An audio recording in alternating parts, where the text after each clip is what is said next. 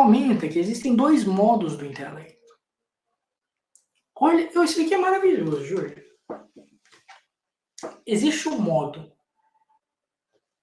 não vou lembrar dos termos, né? Mas é como se assim,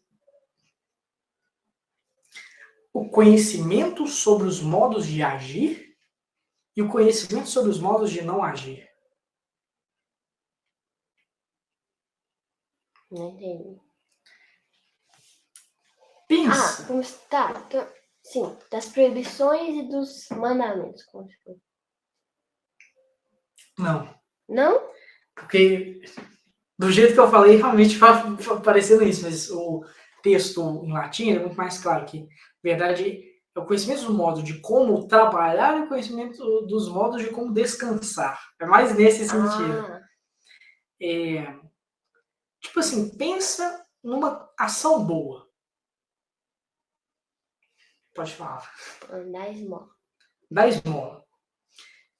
Dar esmola. Existe uma ciência de como fazer isso bem. Sim. Agora, pensa numa coisa que é boa para você e que não é uma ação. Que não é uma ação. Que não é uma ação. Tipo, você recebe, você é completamente passivo. Uhum.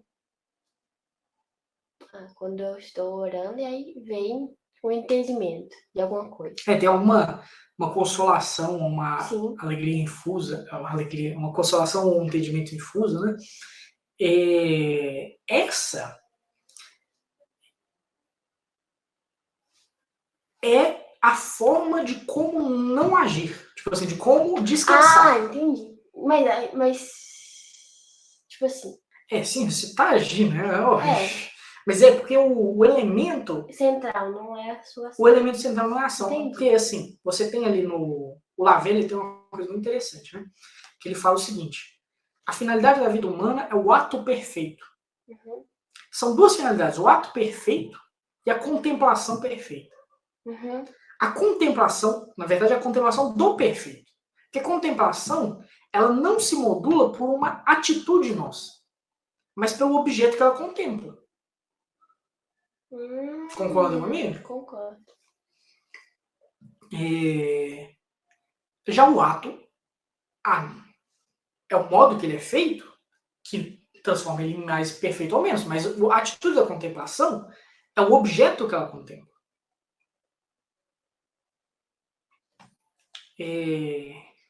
Então, muito interessante isso, né? Uhum.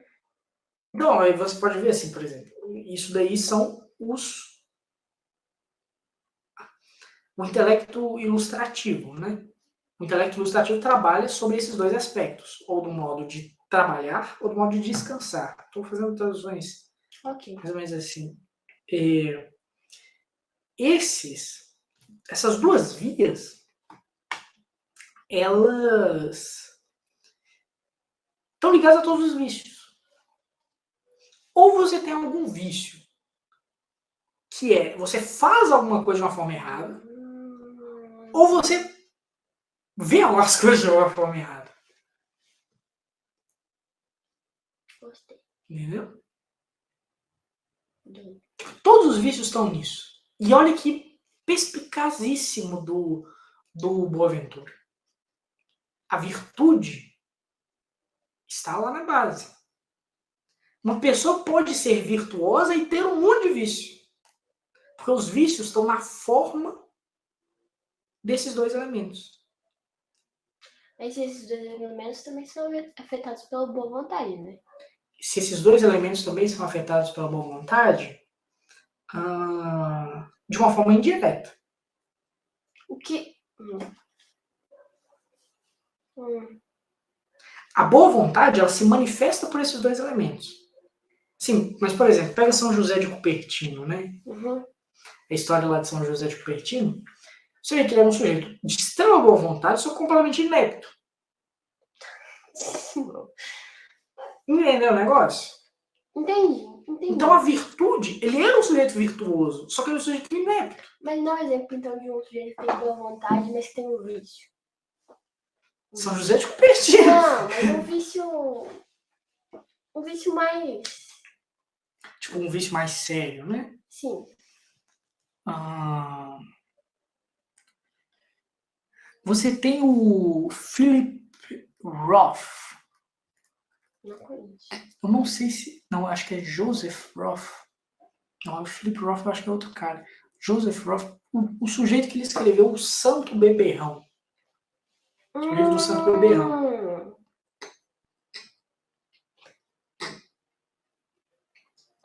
Depois virou filme, o filme é muito bom, né? Aquele sujeito ali, ele nunca mexeu com nada de religião. Sujeito do filme, né? Se bem que é meio uma autobiografia. Ele nunca mexeu com nada de religião. Então, quando ele vai começar a interagir com isso de religião, surge um milhão de problemas para ele. O cara já é alcoólatra. Então, existem várias dificuldades imaginativas que impedem ele de continuar. Mesmo o cara tendo uma boa vontade. Então é como, por exemplo, se ele tivesse a boa vontade, mas ele não imaginasse, por exemplo, que é possível ou que existe algo além da bebida para, tipo assim, saciar ele. É porque não é que ele imagina assim. Na verdade, é porque ele ainda não consegue expressar essa forma. Ele até acredita que existe, mas ele não tem a forma de expressão. Ok. Por exemplo, é porque é muito doido, né? Porque assim, a forma de expressão disso perpassa muitas coisas. Não é... Porque muita gente acha que a forma de expressão é só você trocar uma coisa por outra.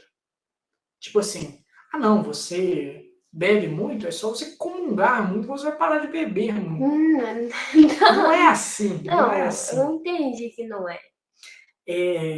Essas trocas Se têm que ser trocar o trocas... mesmo por menos não adianta nada. Você vai trocar o menos por mais, né?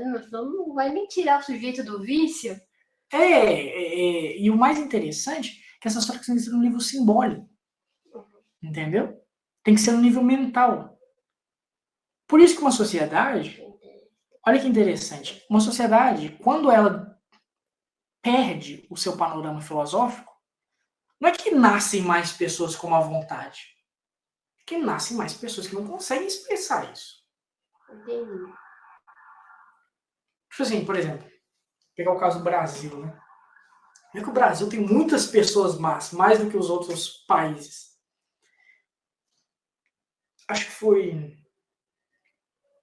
Dom Vital, eu não lembro, não tenho certeza se foi Dom Vital não, que falou assim, né? Acho que foi Dom Vital conversando com um cara do exterior, né? Que nessa conversa surgiu o tema de que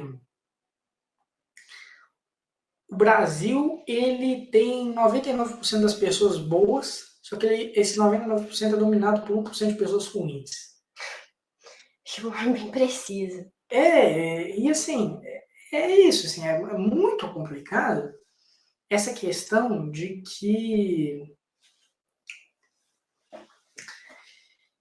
sem um meio de expressão legitimamente filosófico, sem proselitismo, sabe? Sem tipo assim, não, eu vou fazer filosofia para ser bem sucedido nos meus negócios, para lançar um curso no Hotmart. Para lançar um curso no Hotmart.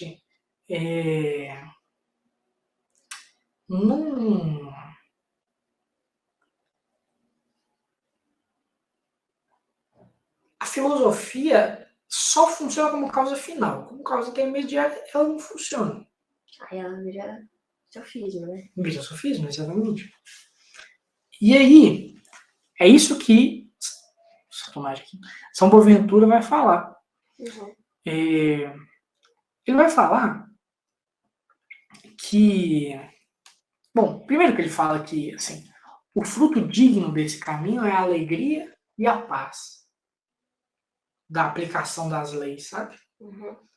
E aí ele fala quais são as alternativas à lei, tanto do ponto de vista positivo do trabalho, quanto do ponto de vista passivo da contemplação.